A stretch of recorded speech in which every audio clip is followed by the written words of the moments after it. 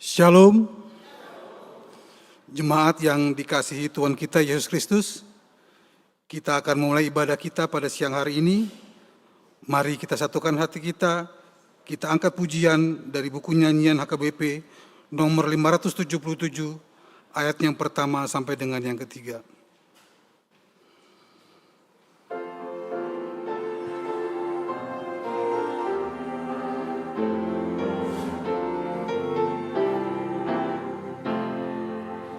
Puji Tuhan, nyanyilah, haleluya. Umat Tuhan soraklah, haleluya.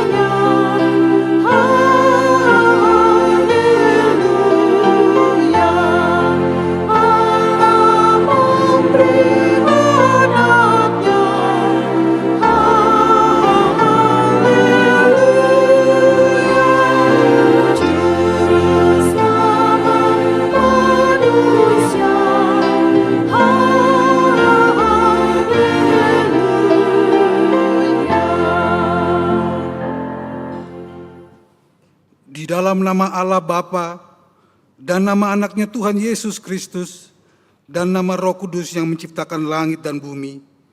Amin.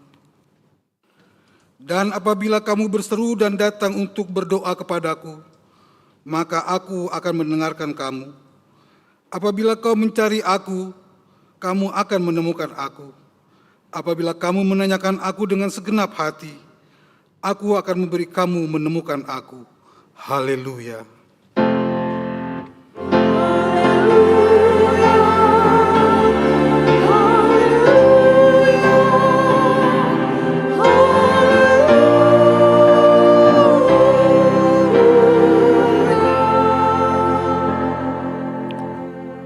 Marilah kita berdoa.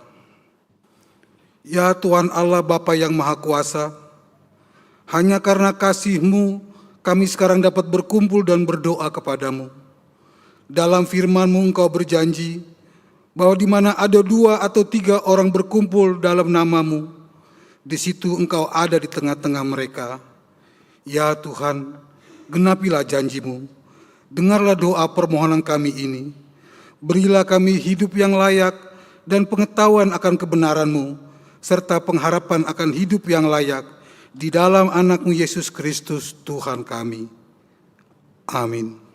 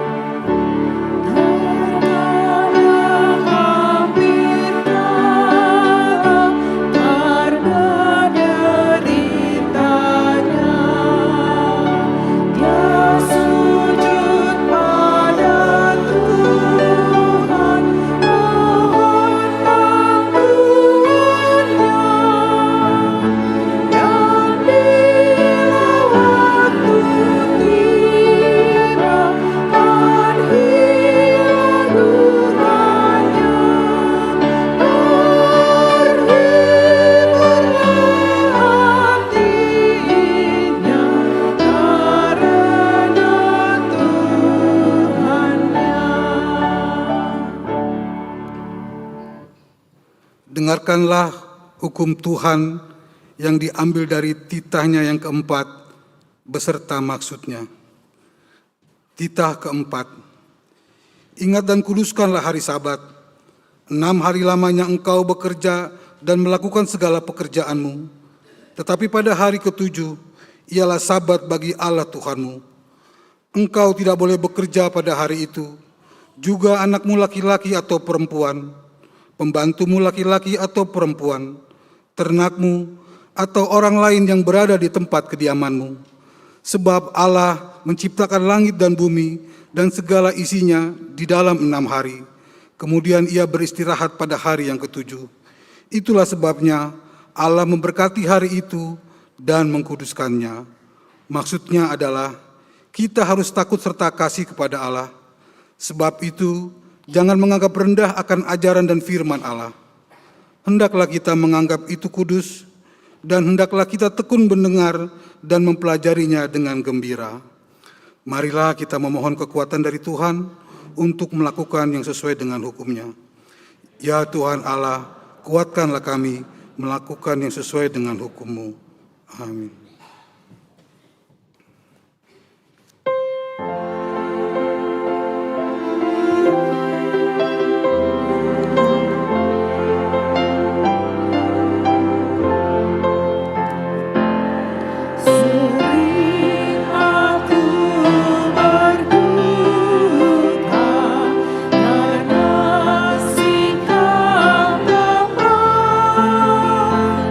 Yang bisa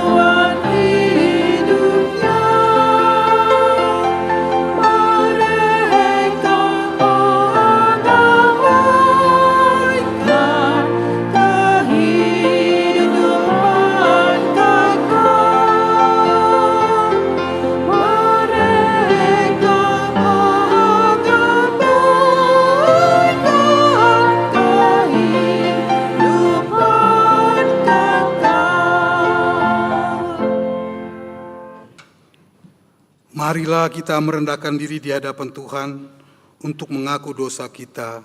Kita berdoa.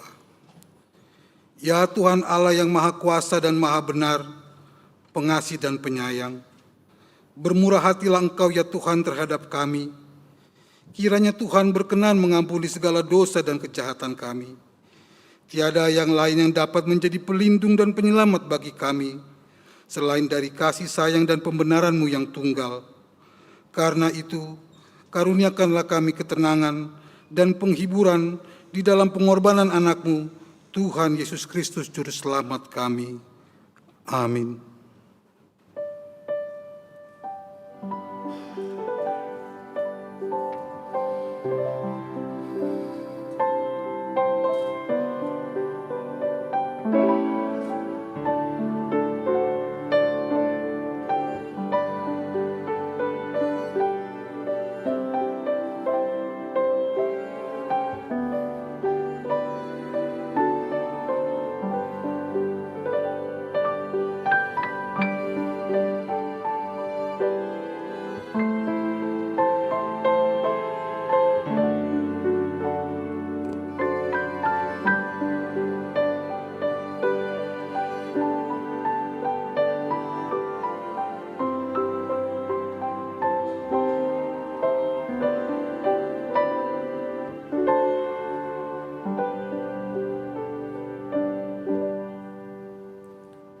Dengarlah janji Tuhan tentang pengampunan dosa.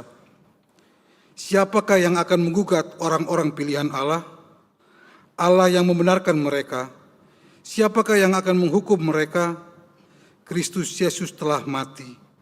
Bahkan lebih lagi, yang telah bangkit, yang juga duduk di sebelah kanan Allah, yang malah menjadi pembela bagi kita. Kemuliaan bagi Allah di tempat yang maha tinggi.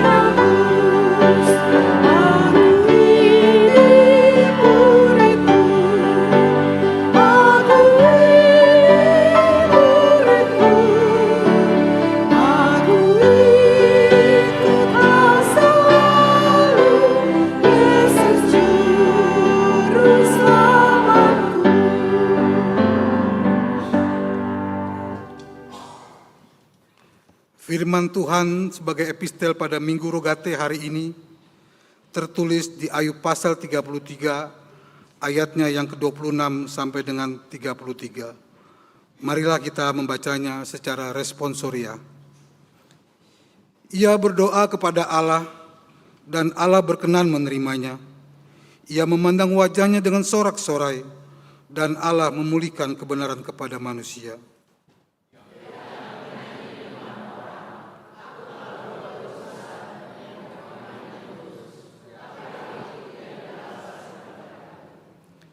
Ia telah membebaskan nyawaku dari jalan ke liang kubur, dan hidupku akan melihat terang.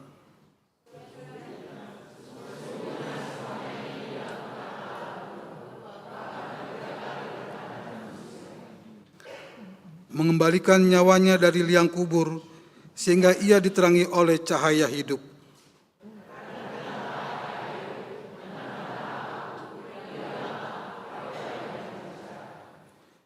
Jika ada yang hendak kau katakan, jawablah aku. Berkatalah, karena aku ingin membenarkan engkau.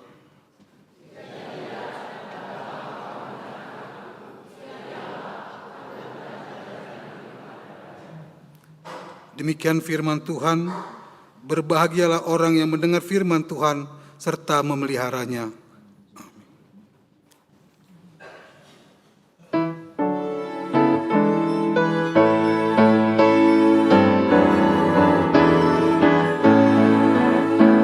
Tuhan Yesus memanggilmu, kayalah di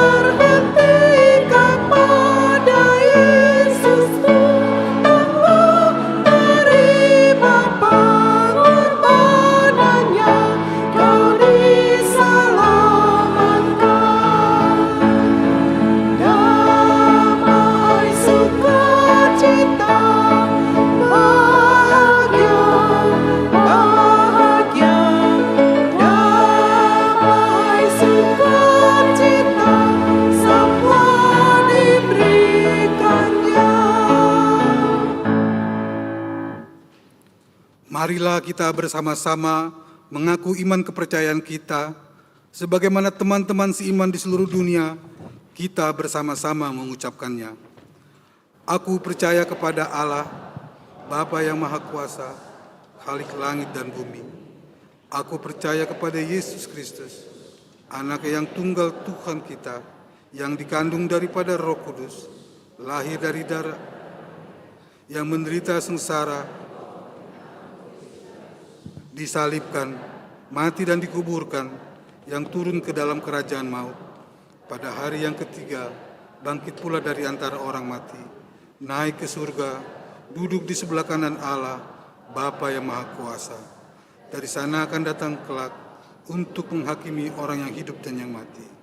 Aku percaya kepada Roh Kudus dan adanya satu gereja yang kudus, persekutuan orang kudus, pengampunan dosa, kebangkitan daging, dan hidup yang kekal. Amin.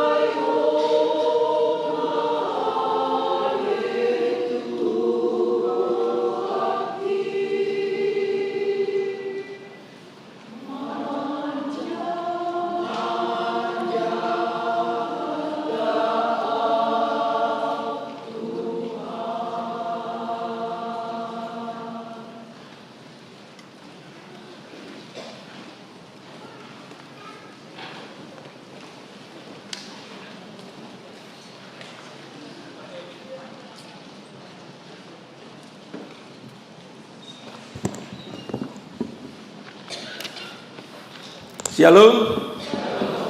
Horasma untuk kita semua, Amang, Inang, juga Napasubulung. Kami akan bacakan warta Jemaat untuk kita pada hari Minggu ini. Warta Jemaat Minggu tanggal 10 Mei 2026. Topik khotbah, tetap berdoa. Yang pertama, nama minggu. Nama minggu hari ini adalah Minggu Rogate, yang artinya berdoa. Yang kedua, baptisan kudus. Pada hari ini, Minggu tanggal 10 Mei 2026, dalam kebaktian siang pukul 10.30 WIB, akan dilaksanakan sakramen baptisan kudus kepada satu orang anak, yaitu Renata Alice Ulibasa Boru Silitonga, putri dari keluarga Amang Peter Prianto Silitonga, Inang Maria Dian Patricia Boru Pangaribuan dari Banjar Jurangmangu, Pondok Aren. Mari kita doakan agar anak tersebut bertumbuh dalam penyertaan Tuhan Yesus. Yang ketiga, jemaat baru. Mulai hari ini, Minggu tanggal 10 Mei 2026, telah diterima menjadi anggota jemaat HKBP Resort Kebayoran Lama, yaitu keluarga Inang Nyonya Rita Arlina Pasaribu Boru Tapea, beserta dengan 4 orang anak, datang dari gereja HKBP Resort Palangkaraya, Kalimantan Tengah. Alamat Delman Utama nomor 19 RT 012 EW 009 Tanah Kusis Kebayoran Lama, masuk Banjar Bendi Peninggaran. Selamat datang dan selamat ibadah. Tuhan Yesus memberkati. Yang keempat, kunjungan gereja. Punguan Inahana saat ini sedang mengadakan wisata rohani dari hari Jumat tanggal 8 Mei sampai dengan hari Senin tanggal 11 Mei 2026 dan kunjungan ke gereja HKBP Resort Solo yang dipimpin oleh Amang Pendeta Jeffrey Sitindaun MTH. Mari kita doakan agar kunjungan tersebut berjalan dengan baik untuk kemuliaan nama Tuhan. Yang kelima, kebaktian Hari Kenaikan Tuhan Yesus. Pada hari Kamis, tanggal 14 Mei 2026, adalah merupakan hari peringatan kenaikan Tuhan Yesus Kristus. Kebaktian dilaksanakan sebagai berikut.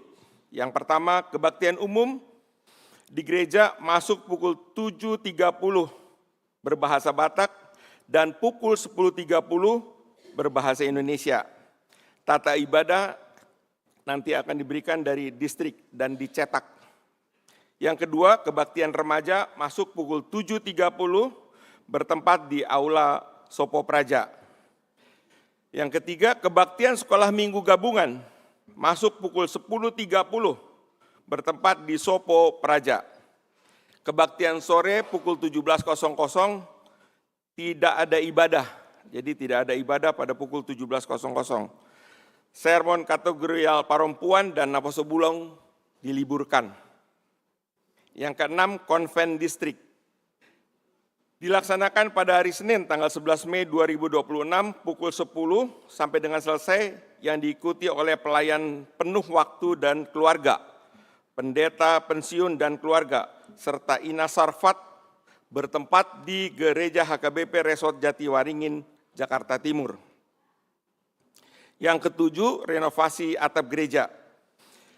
Dalam rangka pelaksanaan pekerjaan renovasi atap gereja, kami mengajak seluruh jemaat untuk turut berpartisipasi memberikan dukungan dalam bentuk sumbangan sukarela.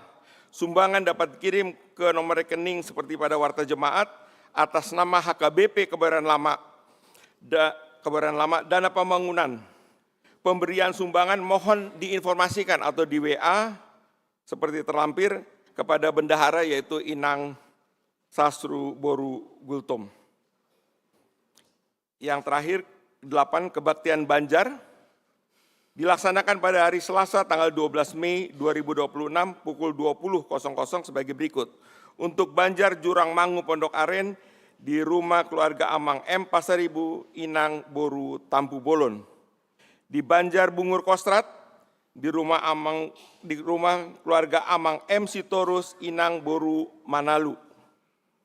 Di Banjar Bintaro Perdagangan di rumah keluarga Amang Situa TL Aritonang Inang Boru Tampu Bolon.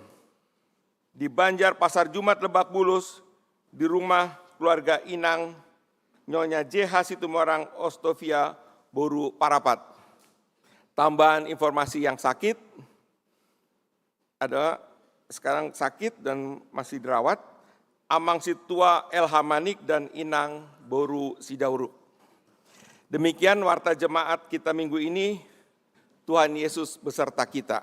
Melihat.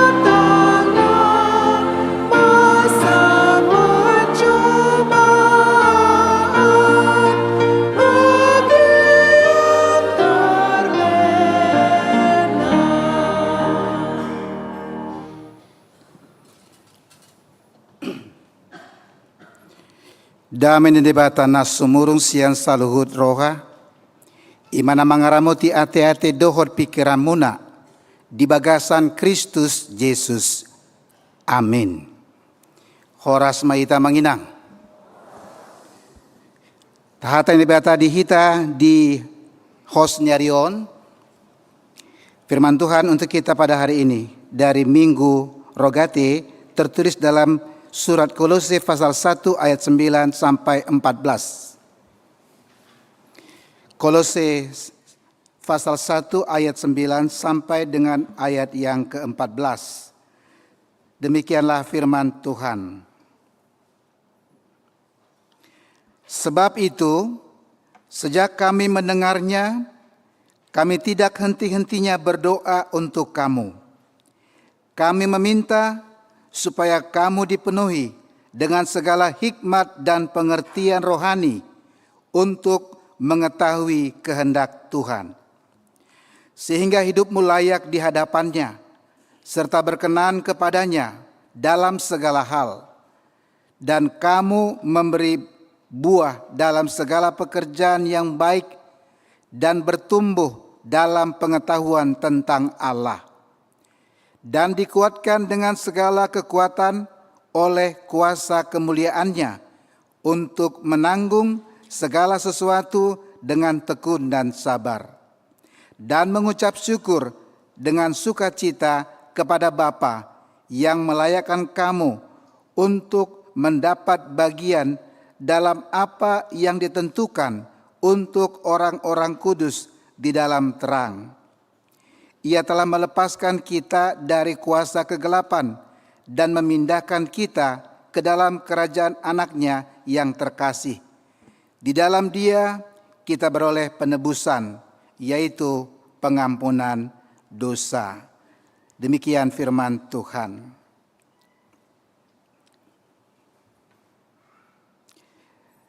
Bapak, Ibu, dan saudara-saudara dikasih Tuhan Yesus, topik khotbah kita di gereja KBP sedunia.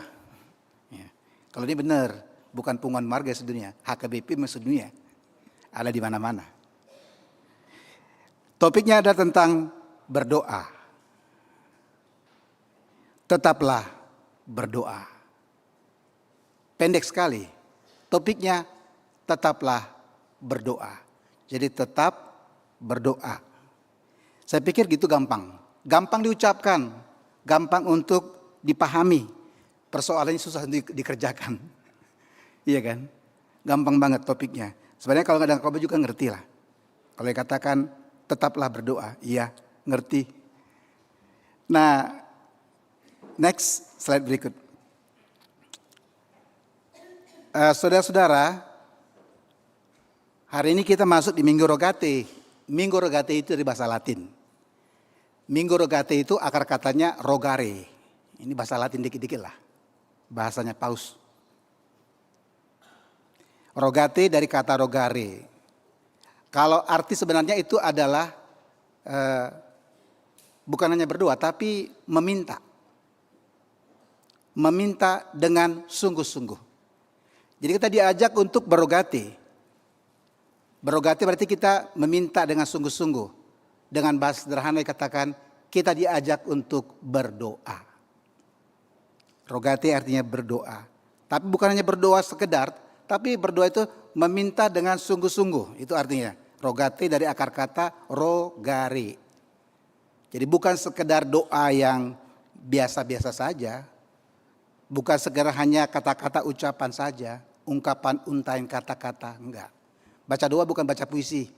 Enggak butuh. Tuhan itu mau doa yang dari hati kita.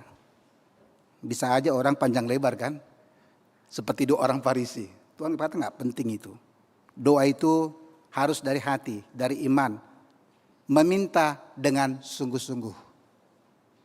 Bukankah demikian dikatakan dalam kitab Matius ya. Di Matius 7 ayat 7 itu digambarkan tentang kesungguhan kita untuk harus meminta kepada Tuhan. Matius 7 ayat 7 dikatakan, mintalah maka akan diberikan kepadamu. Carilah maka kamu akan mendapat. Ketuklah maka pintu akan dibukakan bagimu. Mintalah, carilah, ketuklah. Itu artinya kita berrogate, dari kata rogare, meminta dengan sungguh-sungguh, bukan sekedar permintaan biasa, tapi memang permintaan yang benar-benar sungguh-sungguh. Ya, tadi hari ini kita belajar tentang doa. Memang aspek tentang doa itu banyak Kang Manginang. Walaupun satu kata itu sangat pendek ya. Doa, D-O-A. Itu pendek. Tapi banyak aspek tentang doa yang harus kita pelajari. Supaya doa kita jangan salah. Jadi kita berdoa seturut dan kehendak Tuhan. Doa yang baik dan benar. Doa yang berkenan bagi Tuhan. Doa yang didengarkan Tuhan itu. Ya kalau kita berdoa, Tuhan bikin mampus dia Tuhan. Mana mau Tuhan dengar. Apaan doanya gitu? Doa yang baik-baik lah. Jadi jangan berpikir, saya mau doa dulu biar dia mampus. Nggak ada itu. Jangan-jangan bisa kebalikannya. Kenapa orang mampus? Kamu aja kan. Jadi berdoa itu penting. Kita belajar tentang hal berdoa ini. Nah, kalau dikatakan di sini, hal berdoa itu hal yang sudah biasa ya. Saya percayalah, semua kita orang yang percaya ini pasti pernah berdoa. Saya katakan berdoa ya, pernah berdoalah. Apakah itu rajin, apakah itu sekali-sekali, kadang-kadang. Ya, pokoknya semuanya orang pernah berdoa. Semua orang tahu berdoa. Apalagi dia orang percaya ya. Nah jadi memang hal berdoa itu adalah aktivitas rohani yang biasa kita lakukan setiap hari. Ya soal berapa kali kita berdoa juga itu terbatas ya. Kalau ditanya berapa kali kamu berdoa setiap hari, ya yang biasa bilang ya 3 kali lah Mang. Kenapa 3 kali? Ya 3 kali lah, 3 kali makan. Masa gak berdoa mau makan? Oh syukurlah. Ada yang bilang berapa kali kamu berdoa? 5 kali ya Mang. Oh iya 5 kali. Ada apa tuh? Iya 2 makan, 2 tidur, 2 bangun tidur Bang. Oh itu bagus juga itu. Nah jadi kita akan belajar tentang aspek doa di sini. Satu hal yang penting untuk kita renungkan di sini, ya dikatakan di sini, namun kita sering meragukan doa yang kita panjatkan. Di sana ada persoalannya tentang hal berdoa kita, tentang doa kita selama ini. Ada satu hal yang perlu kita cermati. Seringkali kita rajin berdoa, tetapi kita juga sering meragukan doa yang kita panjatkan. Ya, jadi begini, akankah kita masih merasakan dalam doa itu sebuah aktivitas rohani, perjumpaan dengan Allah, atau aktivitas rohani biasa-biasa saja? Bahkan kita sendiri meragukan doa-doa yang kita panjatkan. Nah, seperti apa gambarannya ini? Orang rajin berdoa, dia sering berdoa, tapi dia sering ragu doanya. Satu hari ada kumpulan dari gereja, biasalah. Kunjungan rumah sakit, besuk yang sakit. Jadi di antara rombongan itu ada seorang bapak yang memang dia paling senior dan memang dia dikatakan paling rajin ya. Rajin kunjungan dan rajin berdoa. Jadi ketika mereka tiba di rumah sakit, bapak ini dengan semangat mengatakan, anon audo mangudo tangiang dah. Badauli ya kan. Masa rebutan mau berdoa. Orang biasanya kalau disuruh berdoa, apa ya, di partang yang banjar, kadang-kadang terlambat masuk. Kenapa? Namino tesi mampu tangiang. Repot naik. Kalau bapak ini enggak, anon, audo martang yang dah. Ulu. Satu ulu, las rohayu kan. Itu parjulim nomor 7. Sahat mana sih dia? Sampai ke rumah sakit, kunjungnya Darmais. Jangan tanya sakit apa, tanya dokter lah. Tapi kenapa mereka ke Darmais? Pasti karena sesuatu di Darmais. Kalau sakit gigi ngapain ke Darmais ya? Jauh banget. Di sini banyak dentis. Kunjungannya Darmais. Ruangnya agak-agak isolasi lah. Karena memang ini sudah kondisi-kondisi ya memang dalam perawatan. Jadi setelah mereka sampai tiba di rumah sakit, mereka masuk ke dalam ruangan. Karena pasien itu, alasannya karena pasien itu bapak ya, dia bilang, au maju, edong aku di. Gitu. Pasti itanya mana hataku kata gitu. Setelah mereka melihat kondisi pasien ini, bapak ini, kondisi semakin melemah, sudah semakin melemah. Tapi bapak ini datang dengan penuh semangat 45. Dia katakan, Lai, jangan takut. Pos roham, bohape saibmu, debata apa malupun. Tuhan itu tabib di atas segala tabib. Dokter di atas segala dokter.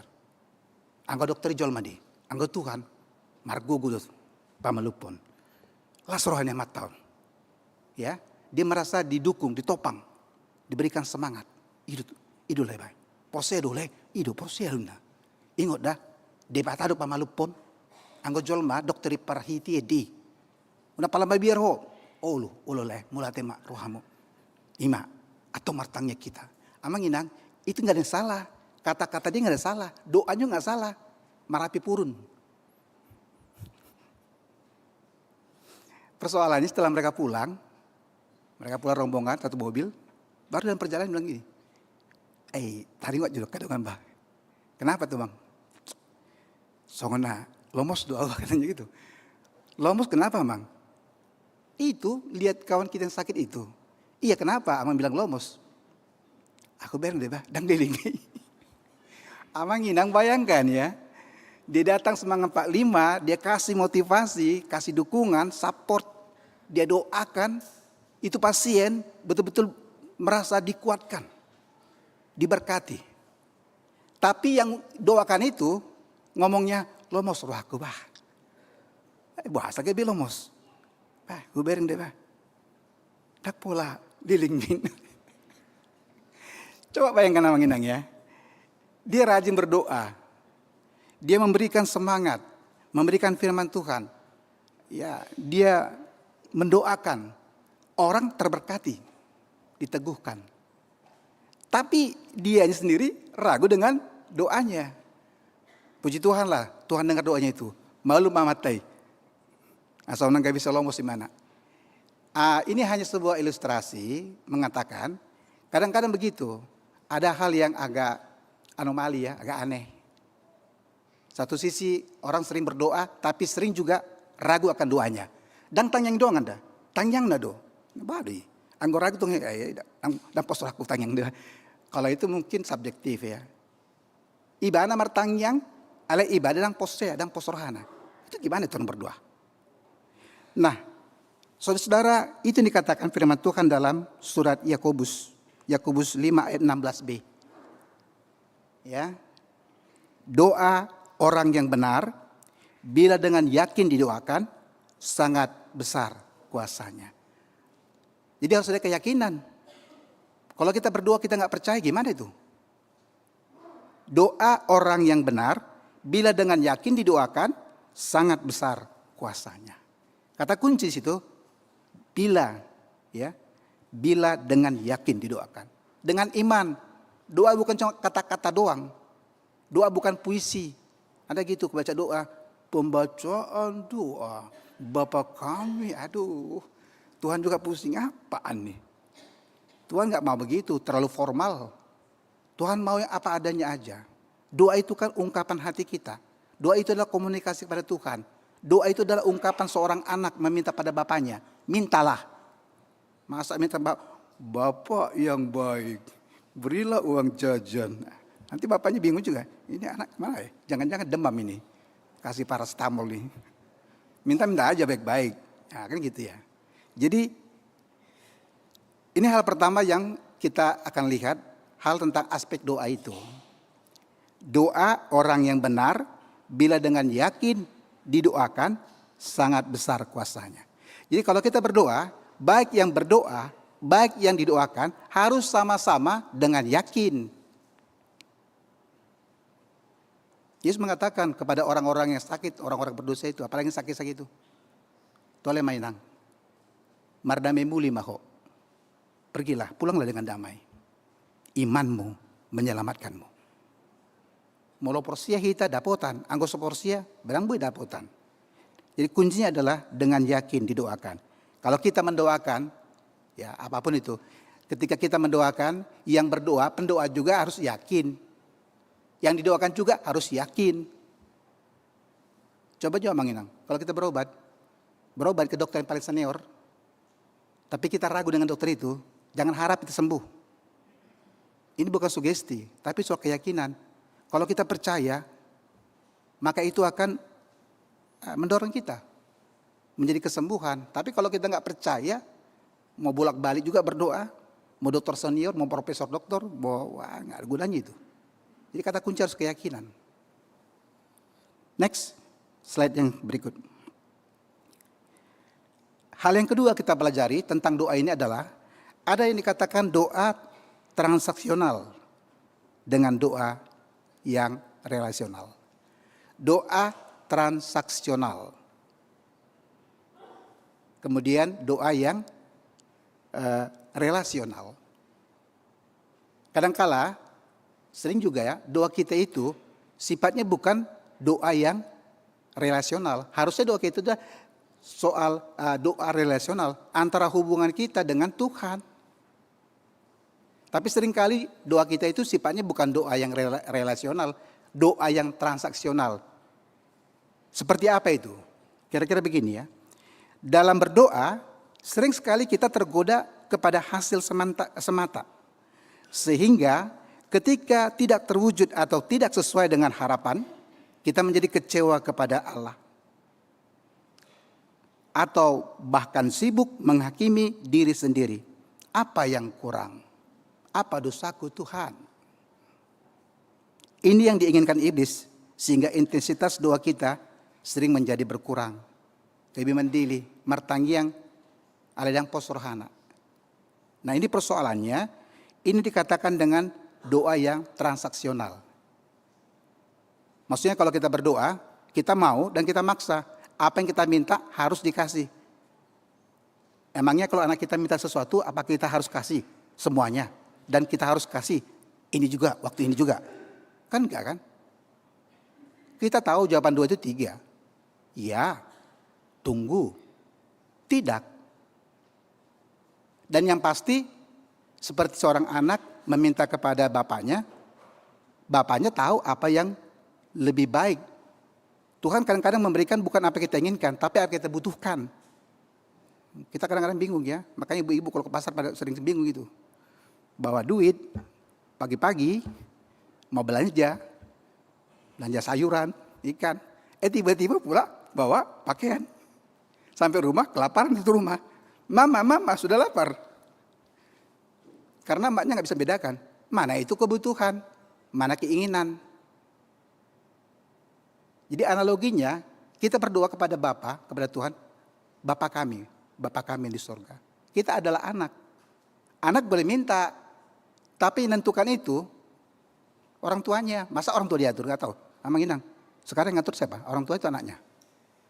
Gak boleh, harus orang tuanya ngatur. Kalau anaknya, udah lah Mang, gak mau dia makan, gak mau dia tidur, terus ngapain? Kasih HP aja terus. Kecil-kecil pakai HP gimana itu? Bukan tambah pintar, tambah bodoh dia. Oh dia itu. Kena radiasi lagi.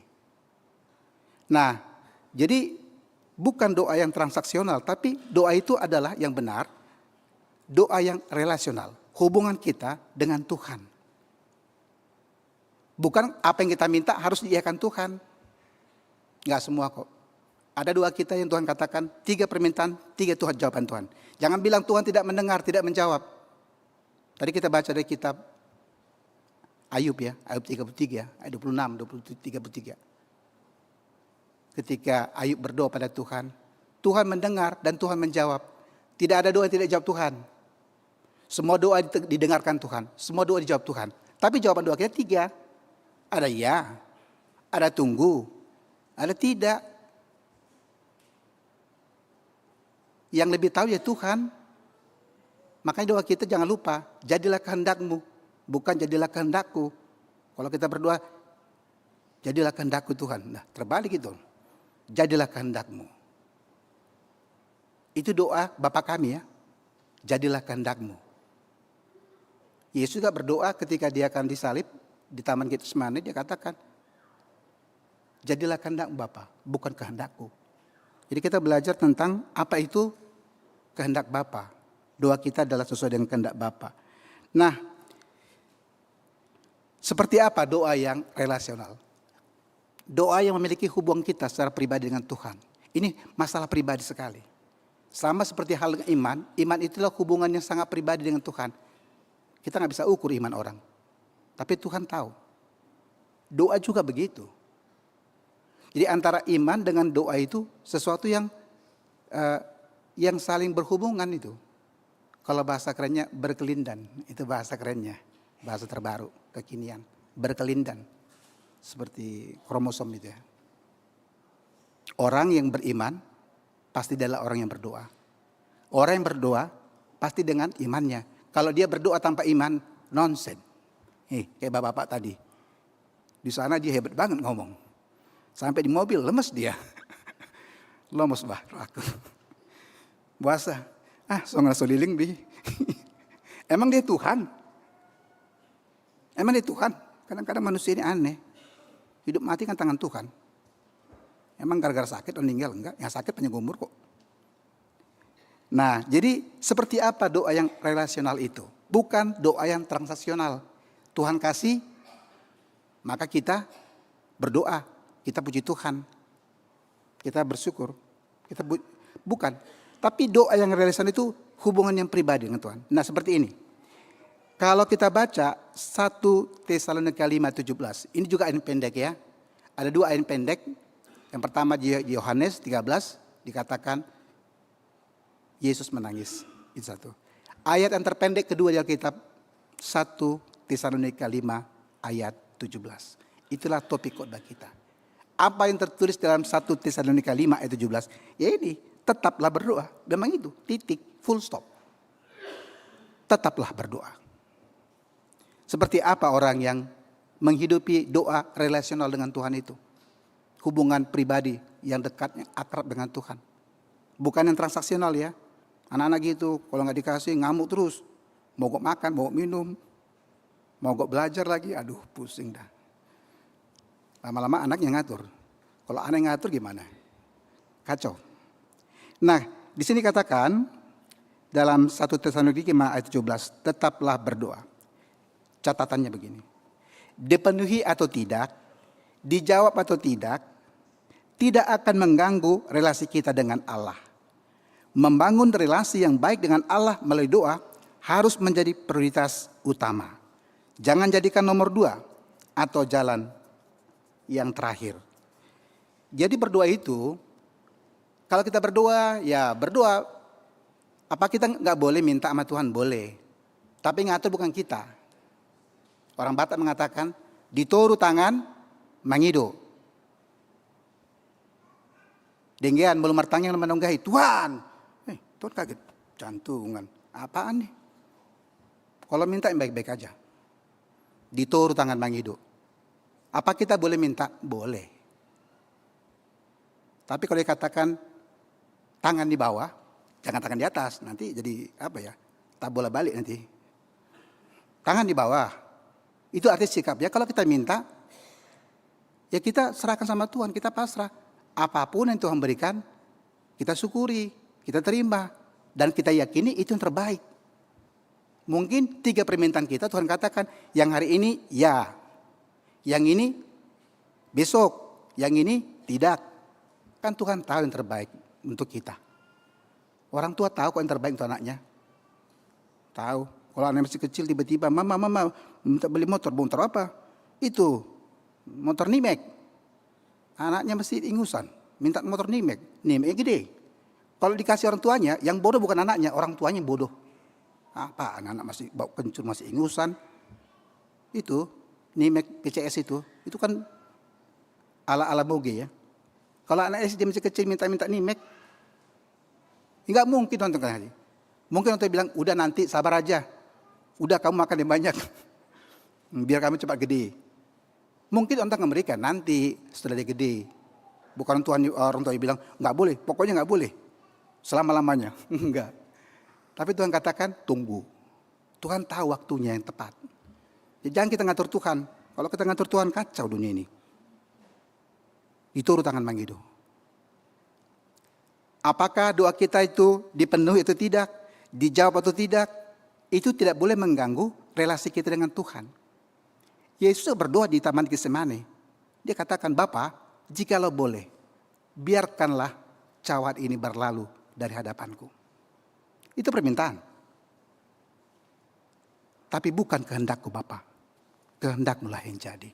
Tuhan ajar kita supaya kalau dikatakan jadilah kehendakmu, ya serahkan semua pada Tuhan. Kerjakan bagian kita, boleh minta, tapi jangan ngatur Tuhan, jangan maksa-maksa Tuhan. Tuhan yang akan berikan yang terbaik bagi kita. Next. Ya, ini juga hal yang ketiga. Aspek yang ketiga tentang doa. Pertanyaannya, dalam doa, siapakah yang menjadi pusatnya? Yang menentukan siapa? Yang punya otoritas siapa? Yang memutuskan siapa itu?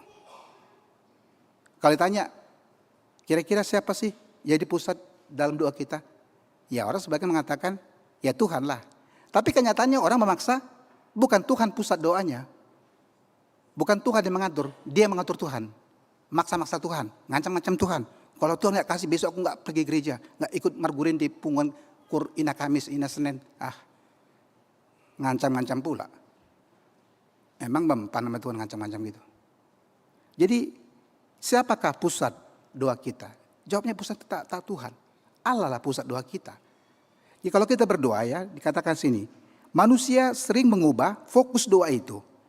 Ya, dari diri kita. Dan segala kebutuhan kita daripada Allah. Bahkan kadang-kala kita memperlakukan doa seperti sistem pre-order. Pre-order sorgawi. Paket. COD. Baru ribut Bapak dengan Amata dengan Inata. Itu jadi paket siapa? Paket kamu. Mana? Ya sudah dibawa lagi. Kenapa dibawa? Itu COD. Kan paket kamu, bayar dong. Ya ampun. Kadang-kadang ribut gara-gara paket di rumah kan. Ribut. Jadi bilang, bayar kenapa sih? Pakai apa? Pakai uang kamu dong. Uang saya. Uang suami, uang istri. Uang istri bukan uang suami, kata gitu. Apa gak pusing suaminya gitu? Uang suami, uang istri. Tapi uang istri bukan uang suami. Kasihan itu kurir paketnya itu. Bolak-balik ke rumah dia. Ya, seringkali kita memperlakukan doa kita itu seperti pre-order surgawi. Kita minta, lalu Tuhan proses. Selanjutnya kita tinggal diam menunggu. Nah ini, kita merasa bahwa ya kalau kita pesan barang kan kita yang punya apa kan. Ya namanya pelanggan, konsumen itu kan raja. Suka-suka kita lah. Enggak, bukan begitu. Jangan jadikan doa itu seperti paket pre-order surgawi. Ya kita pesan, lalu diproses, lalu tinggal tunggu hasil. Kalau nggak sesuai dengan keinginan kita marah, ngambek. Jangan begitu. Tadi katakan yang saya kutip tadi apa yang dikatakan Tuhan Yesus. Pusat doa kita itu adalah Allah. Kita boleh minta, tapi jangan maksa-maksa, jangan ngatur-ngatur, jangan ngancam-ngancam. Nanti itu tambah kesal, ini asal berdoa, aneh. Udah minta. Kalau minta baik-baiklah. Minta dong Tuhan, gitu dong. Jangan maksa-maksa. Kalau tangan di atas bukan minta namanya, begal itu. Rampok itu. Next. Ya, kemudian ini kita pelajari dari nas ini ya. Apa yang disampaikan oleh Paulus dalam khotbah kita pada hari ini dimulai dari ayat yang ke-9 ya. Dari sini kita akan melihat Paulus katakan, dia mengatakan, sebab itu sejak kami mendengarnya, kami tidak henti-hentinya berdoa untuk kamu. Ada yang menarik Amang Inang. Paulus itu bukan orang bodoh. Dulu dia berguru kepada Profesor Gamaliel dari Universitas Yerusalem. Gamaliel itu seorang profesor doktor teologi yang sangat dihormati. Tapi Gamaliel mengatakan, murid ke Paulus jauh lebih pintar daripadaku. Itu pengakuan gurunya, Profesor Gamaliel. Jadi Paulus itu dulunya waktu masih jahat ya, masih muda. Dulu dia Saulus. Di masa mudanya dia orang paling pintar. Lebih pintar daripada gurunya, Profesor Dr. Gamaliel. Yang sangat dihormati. Tidak ada orang yang membantah kata-kata Gamaliel. Tapi Gamaliel mengatakan muridku itu paling tidak 10 kali lebih pintar daripada saya itu. Itu manusia luar biasa itu. Pintar tapi jahat juga, bandel juga. Karena dia belum kenal Tuhan. Jadi orang pintar gak punya iman bahaya memang. Jadi merusak. Tapi Paulus katakan, setiap dia memberitakan firman, terutama kepada jemaat-jemaat di kota besar. Jemaat-jemaat yang hidup dengan pola berpikir secara budaya Helenis. Dengan cara berpikir filosofi, Sofia. Dia katakan, aku datang bukan memberitakan hikmat manusia. Tetapi memberitakan hikmat Allah. Hikmat sorgawi, bukan hikmat dunia. Apa yang dulu kuanggap berharga, sekarang kuanggap sampah semuanya. Aku datang gak pakai ini. Pakai iman. Nah itu dikatakan di sini. Yang mendasari semua pelayanan kegiatan Paulus itu adalah doanya. Bukan kemampuan intelektualnya atau kekuatan fisiknya. Ini penting memang. Kita pernah mendengarkan apa yang dituliskan dalam kitab Yakobus. Yakobus mengatakan ora et labora. Ora et labora itu bahasa Latin juga. Nggak apa-apa lah pendek-pendeknya. Ora et labora. Bukan ora. Bukan ora-ora. Ora et labora. Ora itu teh doa. Et itu dan. Labora itu labur. Buruh yang demo itu. Kerja. Bekerja. Jadi Yakobus mengatakan prinsip hidup orang Kristen, orang percaya itu harus ora et labora. Jadi kalau bertanya yang pertama dan terutama apa? Berdoa. Setelah berdoa baru bekerja. Berdoa dulu baru makan. Jangan udah kenyang. Lupa berdoa Tuhan. Jangan gitu dong. Terbalik-balik itu. Nanti tak boleh balik nanti. Banyak orang tak boleh balik. Balik-balik. Nggak, bingung kita. Ora et labora. Apapun dalam setiap aspek kita. Bahkan dalam setiap pekerjaan kita. Yang pertama dan terutama itu adalah ora. Berdoa. Tapi gak cukup hanya berdoa. Setelah berdoa baru bekerja. Ya begitulah. Berdoa dulu baru makan. Jangan pula makan dulu kenyang-kenyang baru berdoa. Itu gak pas itu. Harus ora et labora. Berdoa dan bekerja. Jadi Paulus mengatakan kunci daripada pelayanannya, dia nggak mengandalkan kemampuan kekuatan intelektualitasnya, kekuatan fisiknya, tidak. Tetapi yang menjadi andalan Paulus adalah doanya. Di doa itulah kita harus yang menjadi andalan hidup kita, Manginang. Bukan berarti kita nggak boleh berdoa atau kita nggak boleh bekerja atau berusaha. Iya harus bekerja, iya harus berusaha. Jadi kalau sakit gimana, Bang? Berdoa, berobat nggak? Ya berobatlah. Ora et labora, berdoa baru berobat. Berdoa dulu, kalau ada kejadian-kejadian apa di rumah, serangan-serangan kecil, serangan-serangan apa ya, sakit gitu. Yang pertama lakukan jangan lupa, berdoalah. Baru bekerja. Kalau sakit ya berobat, kalau mau ujian ya belajar. Jangan pula berdoa terus tapi gak belajar. Bagaimana caranya bisa juara cum laude? Dari belakang ya. Nah, ini hal yang penting katakan di sini ya. Hidup tanpa doa, ibarat rumah tanpa tiang. Bayangkan Abang Inang, hidup tanpa doa ibarat rumah tanpa tiang. Ini saya begitu datang kembali saya lihat ini, saya pegang. Ini beneran ini, tiang ini apakah terbuat dari kayu, apakah dari beton, semen, ternyata ini dari besi. Saya percaya nih kalau sekitar 4 ke 5 skala Richter aman ini. Itu hitung-hitungan secara apa ya? Jadi kalau dikatakan hidup tanpa doa, ibarat rumah tanpa tiang. Wah bahaya banget. Bisa runtuh, bisa roboh. Tangiang itu, tuku-tuku nih, jabu. Kalau ada rumah gak ada tiang gimana tuh? Melayang-layang ya bisa. Ya hati-hati. Hidup tanpa doa, ibarat rumah tanpa tiang. Mungkin kondisi normal ya bertahan. Tapi ketika lalu datang hujan badai, angin kencang, puting beliung, masalah datang bertubi-tubi, bukan berkat ya. Persoalan datang bertubi-tubi. marupa majabu itu. Jelas sega mak. Jadi hidup tanpa doa itu seperti rumah tanpa tiang. Jangan biarkan hidupmu tanpa doa. Itu sama dengan kamu bangun rumah tanpa tiang, bahaya. Tuhan katakan itu ada dua orang itu, orang yang bijak dengan orang yang bodoh. Orang yang bijak membangun rumahnya di atas batu karang yang teguh. Tapi kalau orang yang bodoh ya begitu, membangun rumah di atas pasir, datang hujan, datang banjir, pindah alamat. Dulu nomor 1, terakhir jadi nomor 100 sana. Dihanyutkan oleh banjir. Jadi doa itu ibarat tiang rumah, ibarat pondasi yang menentukan supaya kita tetap kuat dan bertahan. Karena itu jangan jadikan doa sebagai alternatif terakhir. Tetapi justru yang pertama dan terutama. Jadi kalau kita menghadapi persoalan hidup itu, doa itu, jadikan doa itu hal yang pertama dan terutama. Pertama, terutama. Bukan yang terakhir, bukan alternatif. Udahlah kita berdoalah, kenapa? Habis kita ada usaha, nggak ada hasil. Katanya kan berdoa, iya. Di mana doa mulai? Di ujung lah. Kira-kira udah putus kamu, sudah putus asa, udahlah kita pasrahlah, pasrah sempurna. Mari kita bernyanyi, pasrah sempurna. Mari kita berdoa katanya. Jangan jadikan doa menjadi alternatif atau pilihan terakhir, terbalik.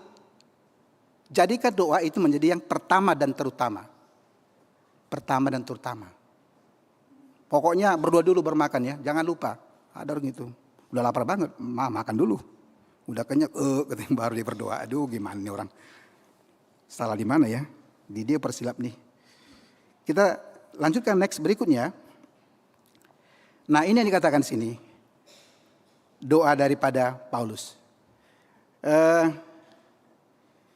Amang Inang, biasanya kalau kita berdoa ada dua hal yang kita minta. Yang pertama, doa kita itu isinya adalah permohonan untuk kebutuhan kita, kepentingan kita, harapan kita ya.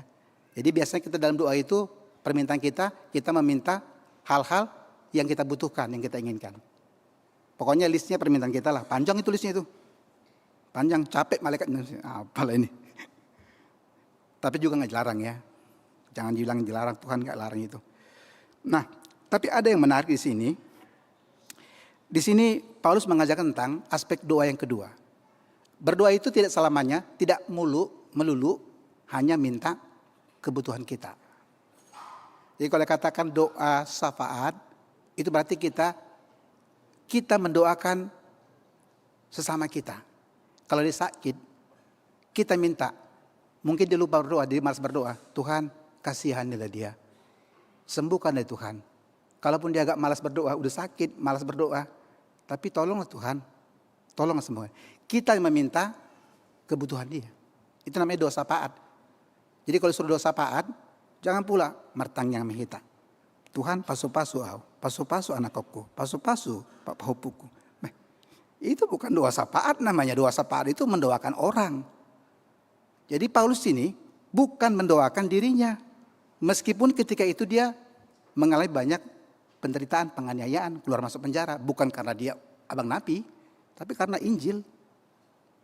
Jadi Paulus tidak hanya memikirkan dirinya, tidak egois, tidak hanya mendoakan dirinya. Tapi di sini mendoakan jemaat itu. Kenapa? Karena jemaat di Kolose waktu itu menghadapi banyak tantangan. Ada tantangannya katakannya, ada yang mereka mencampur aduk Injil dengan filsafat Yunani. Ada yang mengajar tentang penyembahan malaikat, penyembahan tentang mistinisme.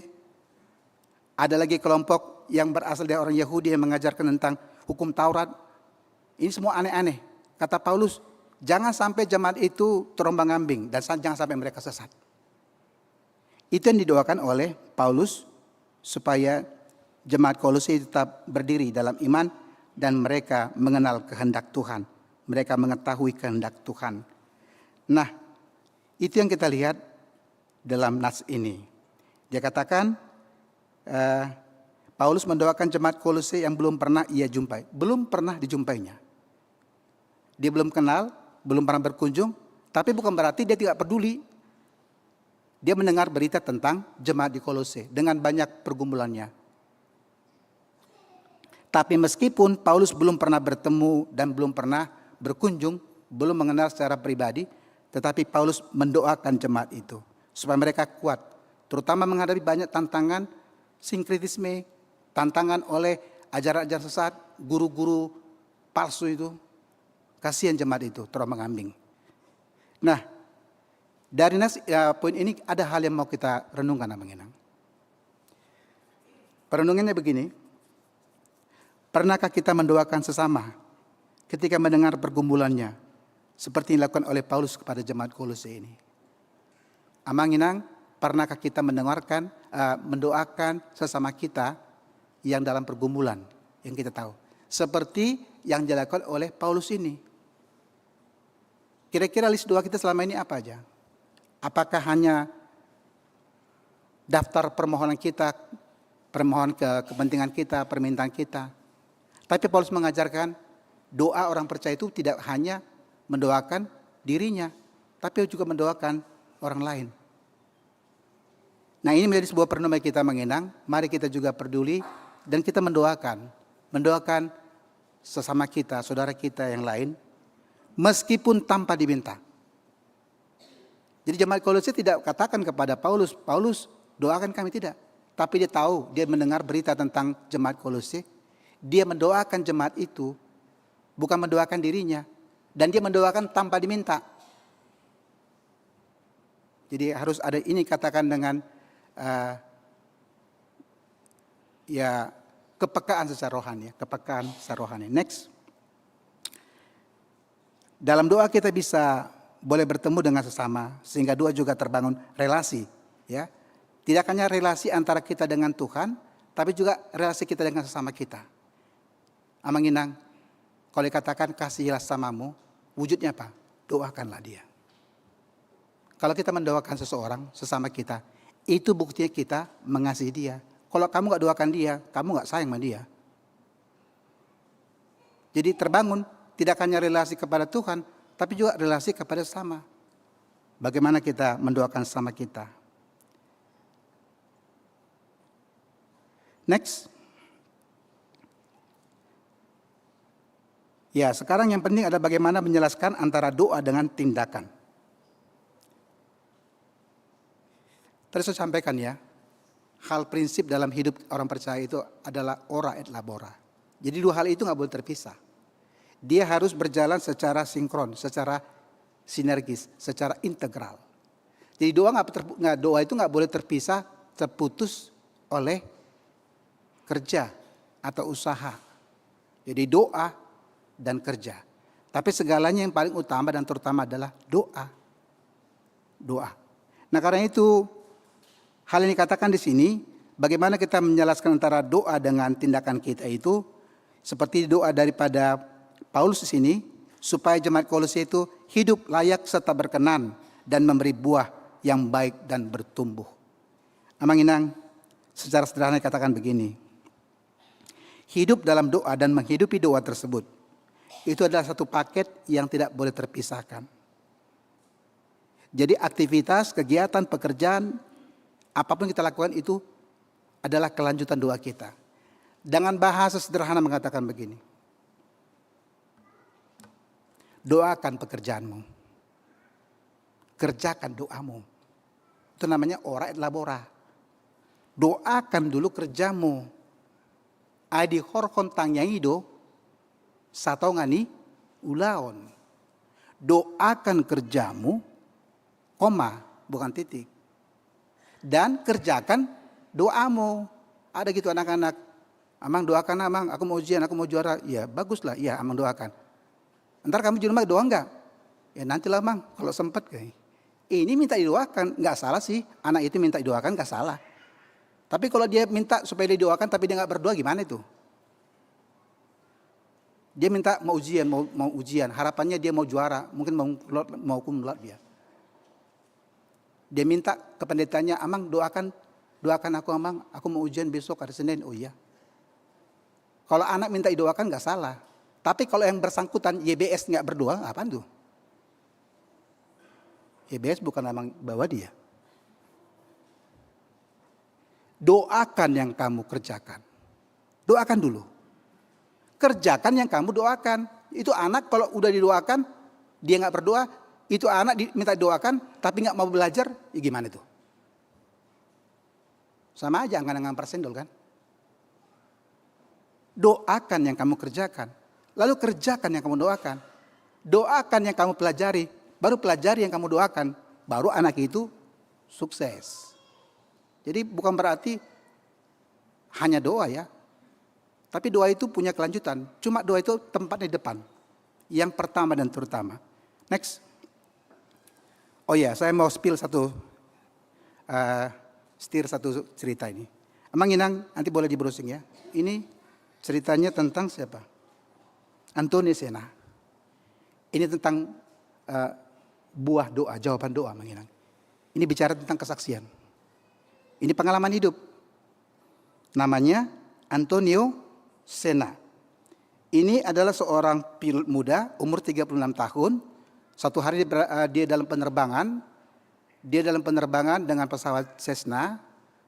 Dia dalam penerbangan membawa bahan-bahan kebutuhan pokok lah, mungkin sembako lah istilahnya. Penerbangan tunggal. Ke sebuah pertambangan di daerah Arizona. Kita bisa bayangkan namanya Arizona itu banyak yang serem-serem di situ. Ularnya juga gede banget. Buayanya juga gede banget. Macam-macam lah aneh situ. Itu penerbangan pagi, semuanya baik-baik. Ya. Misinya membawa sembako ke base campnya ada pertambangan. Entah kenapa tiba-tiba itu mesin pesawat mati. Di jantung hutan Amazon, di jantungnya. Bukan di pinggir-pinggir, kalau di pinggir-pinggir masih gampang ya. Ini jantung ini. Tempat yang memang tidak pernah dihuni manusia. Itu kerajaan-kerajaan ular anaconda. Apalagi itu? Buaya-buaya yang gede-gede banget itu. Macam-macam lah. Ada juga itu mungkin ada harimau, ada apa. Macam-macam. Nah jadi Anthony Sena ini mengalami kecelakaan, mesin rusak, mendarat tiba-tiba. Masih syukur dia bisa mendarat dengan selamat. Persoalannya dia ada di posisi hutan Arizona yang sangat rawan. Jadi setelah dia celaka, dia melihat itu pesawat mesin air, minyak itu udah mulai netes. Dia berpikir, oh ini gawat ini. Kalau lama-lama di sini bisa meledak nanti ini. Udah celaka, nanti kebakaran itu ledak.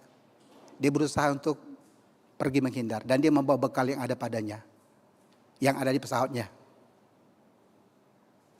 Kemudian dia berpikir, sebagai seorang penerbang, kebetulan dia memang adalah anak di sekitar Brasil itu dan dia biasa melintasi itu. Dia tahu itu situasi Amazona. Nggak perlu dia bilang, dia tahu ini bahaya nih, kacau lah nih. Sebagai seorang pilot, dia juga orang yang lahir di sekitar itu dan dia sering melintasi itu. Dia tahu keadaan di situ, kondisinya dengan risiko-risikonya. Beruntung dia sebagai seorang pilot pernah mengikuti pelatihan-pelatihan untuk evakuasi kecelakaan. Dia sudah berpikir bagaimana caranya. Jadi setelah dia celaka pagi itu, dia berpikir kemana saya akan minta bantuan. Lalu dia berpikir, saya akan cari tempat terdekat perkampungan supaya saya bisa selamat. Kalau saya bertahan di sini, saya akan mati konyol katanya. Lalu dia mulai bergerak. Dia berjalan berjam-jam. Ya. Ternyata perjalanannya itu bukan sehari. Perjalanan dia itu 36 hari. Sampai dia bertemu dengan penduduk setempat. 36 hari. Tanpa air, tanpa makanan, tanpa api, tanpa alat komunikasi. Dan dia memutuskan dia bergerak ke arah timur. Karena dia tahu di arah timur ada perkampungan. Tapi dia gak bawa kompas lagi. Dia gak tahu seberapa jauh itu. Dan dia berusaha setiap hari. Dia menginap. Dia mencari tempat-tempat yang tebing-tebing bukit yang tinggi. Dia tahu di sana akan lebih aman. Ada gua. Kalau di apa ini kan bahaya. Emang Inang, setiap hari dia berdoa. Doanya pendek. Itu doa setiap hari. Tuhan, selamatkan aku. Tuhan, aku rindu kepada keluargaku. Dia sendiri. Itu panjang Abang Inang. 36 hari tanpa bekal apapun. Tapi karena dia punya tekad, punya iman, punya keyakinan, punya hari ke-36 dia ditemukan oleh penduduk sekitar. Ada yang menarik, 36 hari dia berdoa, Tuhan bisa nggak hujan ini dihentikan dulu? Bagaimana saya bisa bergerak berjalan? Jadi nggak tahu apakah memang musim hujan atau memang itu hutan tropis yang memang begitu. Banyak tantangannya. Tapi kita akan melihat di situ, setelah dia bertemu dengan penduduk setempat, dia diselamatkan. Nah, apa yang kita bisa ambil dari pengalaman Antonius Yanais ini? Itulah buah daripada doanya.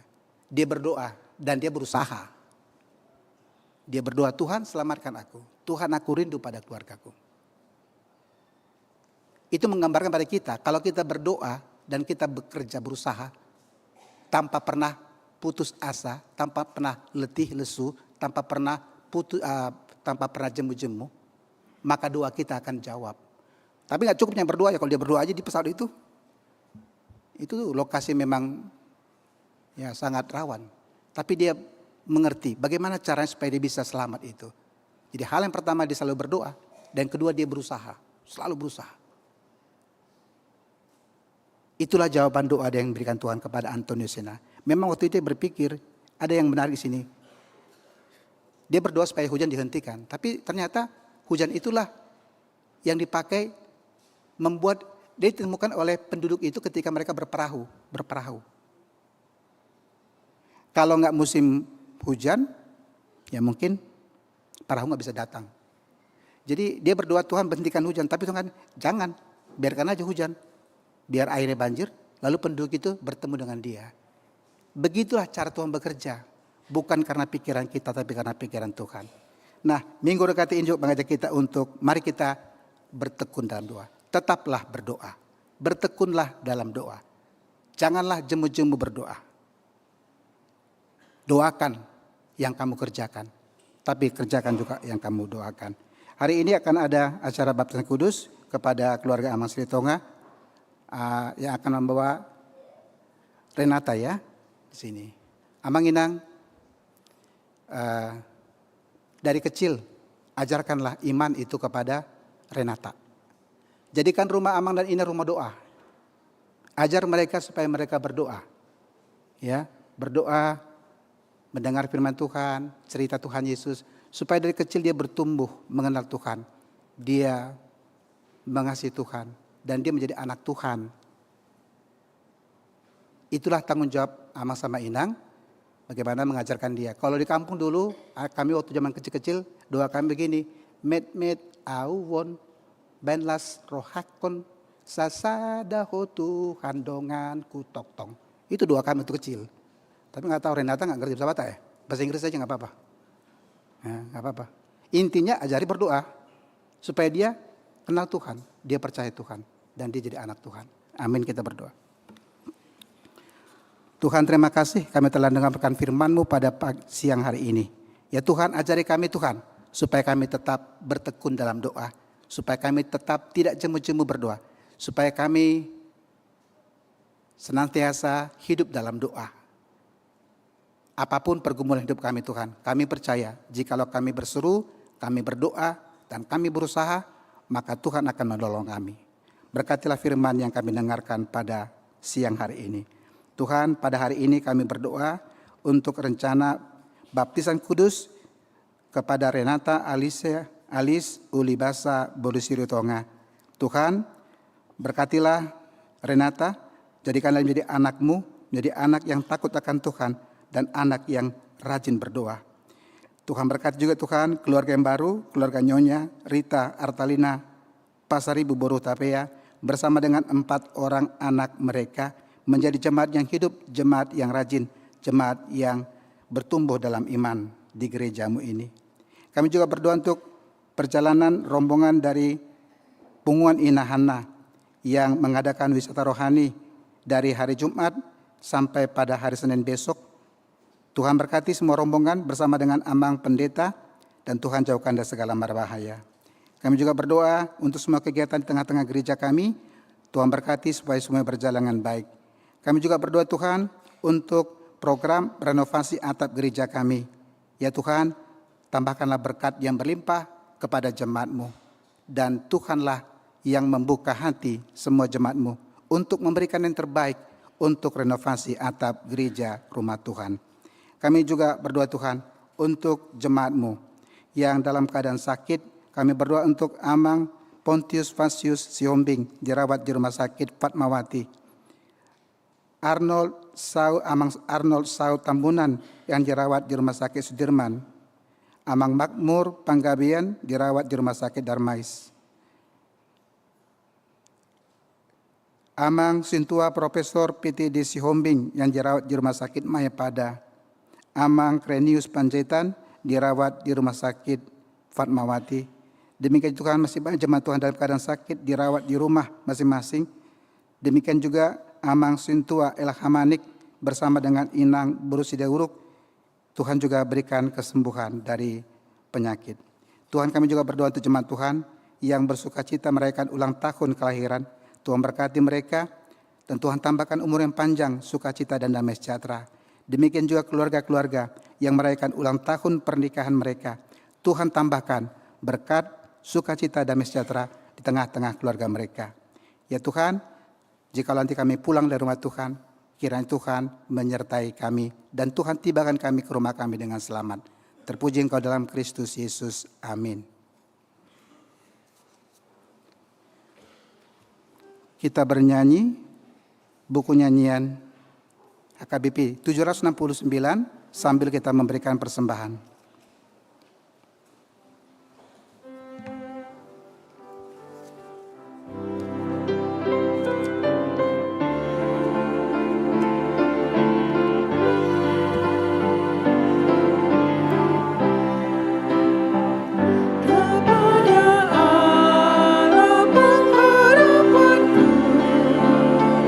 Di dalam hati waktu manapun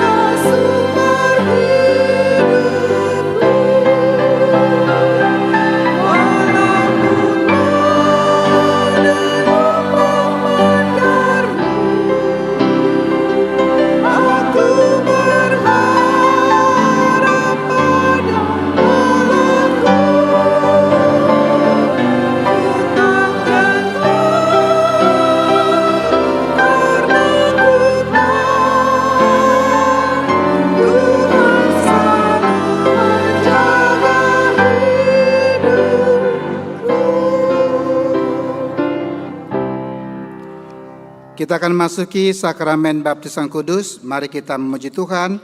Dari BNHKBP 146, ketika bernyanyi kami mengundang orang tua bersama anak yang akan dibaptis ke depan.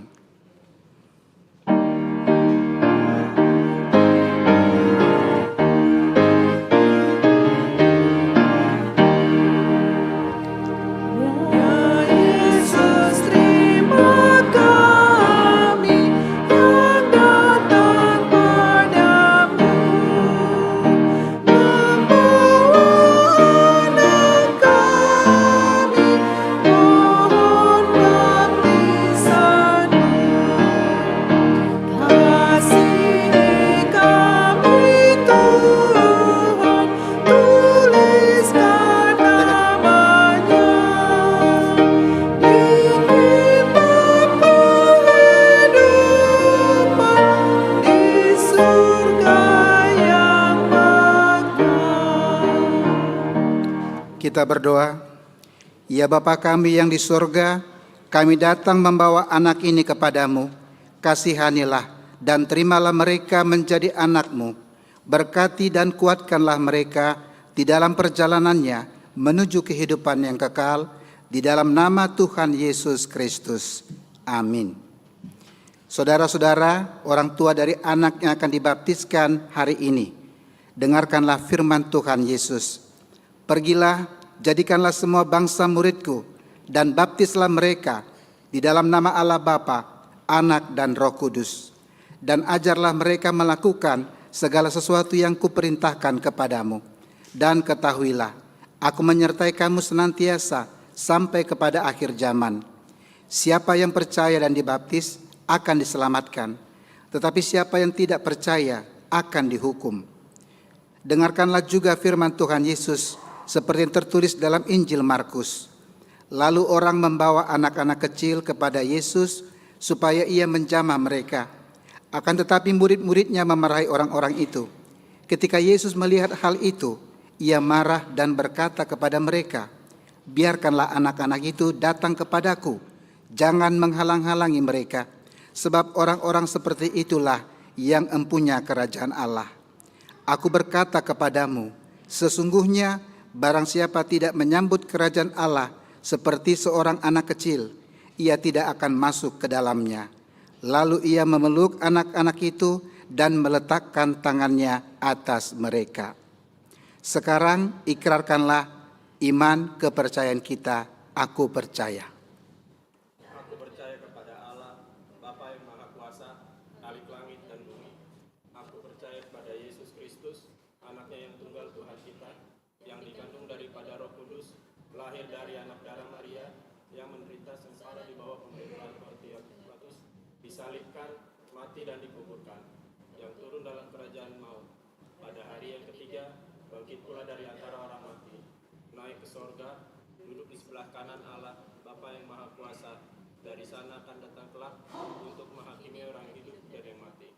Aku percaya kepada Roh Kudus dan adanya satu gereja Kristen yang kudus dan am, persekutuan orang kudus, pengampunan dosa, kebangkitan daging, dan hidup yang kekal.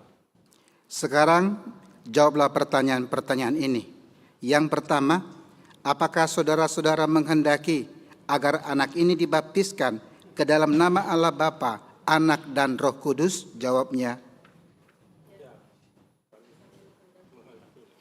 2. Apakah saudara-saudara bersedia membimbing anak-anak ini agar mereka mengetahui dan melakukan firman Allah? Jawabnya. Ya, kami bersedia.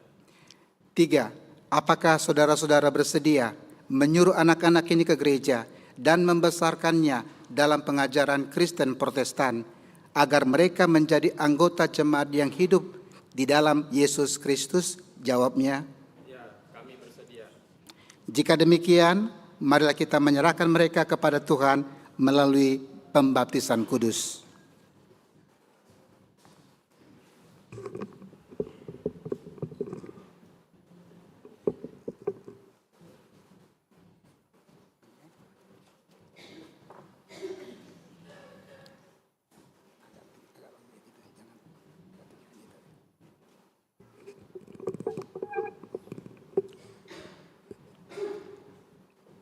Renata Alis Ulibasa Siritonga. Aku membaptis engkau ke dalam nama Allah Bapa dan ke dalam nama anaknya Tuhan Yesus Kristus dan ke dalam nama Roh Kudus. Amin. Tuhan memberkati engkau pada saat memasuki kerajaannya sampai selama-lamanya. Amin.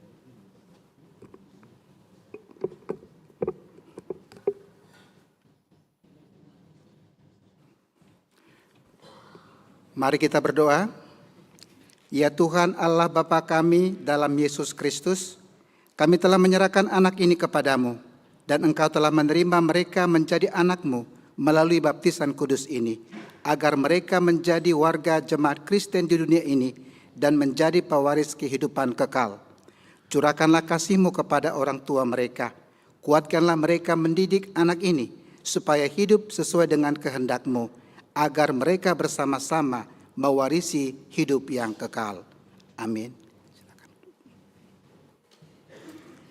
Kita bernyanyi BN HKBP nomor 6 ayat 2 sambil bangkit berdiri.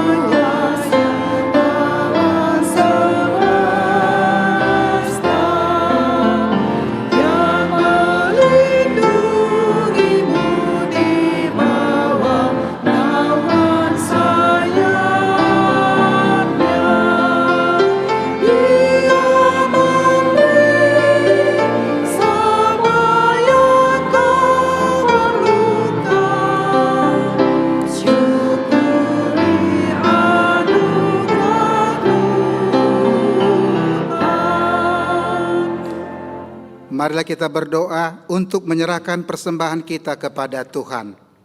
Ya Allah, Bapa kami yang di sorga, kami mengaku bahwa Tuhan adalah sumber dari segala karunia yang melimpah dalam kehidupan kami masing-masing.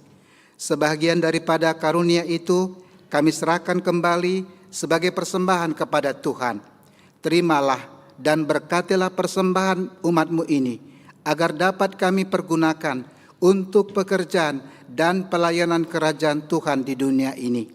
Bukalah hati kami untuk mengenal betapa banyak berkat dan karunia yang kami peroleh dari Tuhan, supaya kami senantiasa bersyukur kepadamu. Di dalam nama Yesus Kristus Tuhan kami. Amin.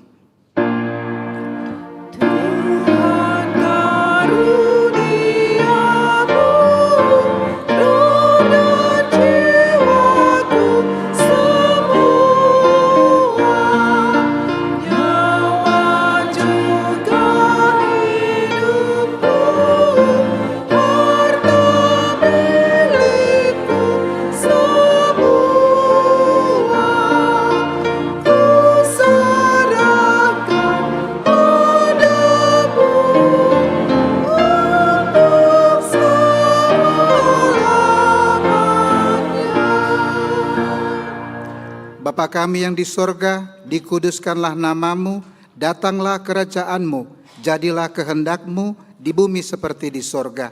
Berikanlah kami pada hari ini makanan kami yang secukupnya, dan ampunilah kami akan kesalahan kami, seperti kami juga telah mengampuni orang yang bersalah kepada kami. Dan janganlah membawa kami ke dalam pencobaan, tetapi lepaskanlah kami daripada yang jahat.